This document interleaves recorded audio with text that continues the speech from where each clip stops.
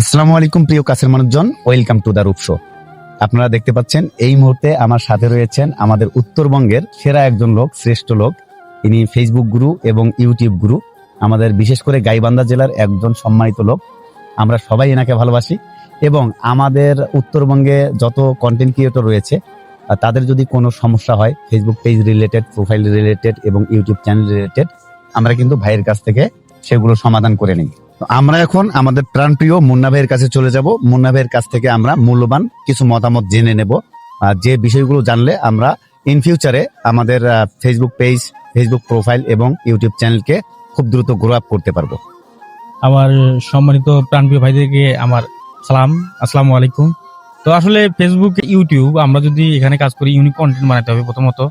তো দ্বিতীয়ত হচ্ছে আমাদের কন্টেন্ট বানানোর জন্য যে ডিভাইস, যাতে রেজলিউশন ভালো হয়, ফটো ভালো আসে, সেই কোয়ালিটির একটা ডিভাইস ব্যবহার করবো, সেটা ক্যামেরা হোক বা ফোন হোক, স্মার্টফোন হোক।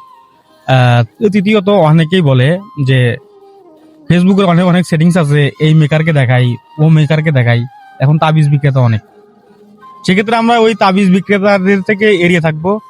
ফেসবুকে প্রফেশনাল মুড প্লাস হলে ফেসবুক পেজ, ওটা অটোমেটিক পাবলিক হয়।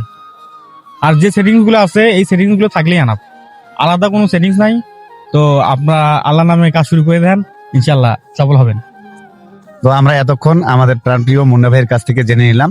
তিনি কিন্তু খুব সুন্দরভাবে বুঝিয়ে দিয়েছেন। সেটা হচ্ছে ফেসবুক প্রোফাইলে যারা কাজ করবেন তারা প্রফেশনাল মুড অন করবেন, আর কোনো সেটিংস অ্যাপ্লাই করতে হবে না।